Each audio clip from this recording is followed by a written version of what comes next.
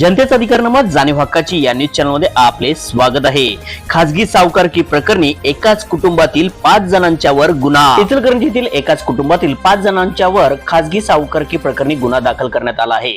श्रीमती पुष्पा विष्णू मेटे, सचिन विष्णू मेटे, सतीश विष्णू मेटे, सौ अनुराधा सचिन मेटे, सौ अनुपमा सतीश मेटे, सर्व राहणार तांबेमळा अशी त्यांची नावे आहेत। या प्रकरणी माजी नगरसेवक दीपक ढेरे यांनी दिलेल्या तक्रारीवरून उपनिबंधक सहकार संस्था हातकले येथील मुख्य लिपिक सुरेश बाळू नाईक राहणार पोकले तालुका पन्हाळा यांनी शिवाजीनगर पोलीस ठाण्यात फिर्याद दिली आहे। माजी नगरसेवक दीपक ढेरे यांनी मेटे यांच्याकडून 27 लाख रुपये व्याजाने घेतले होते। त्यापोटी ढेरे यांनी 27 लाखाची मुद्दल आणि 4,17,000 रुपये व्याज अशी 31,17,000 रुपयाची परतफेड केली आहे।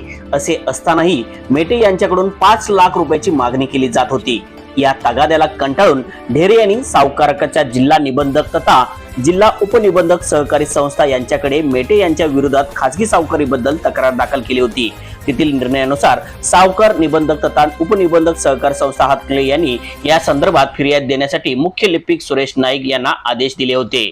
न्यूज चॅनल नेटवर्क सह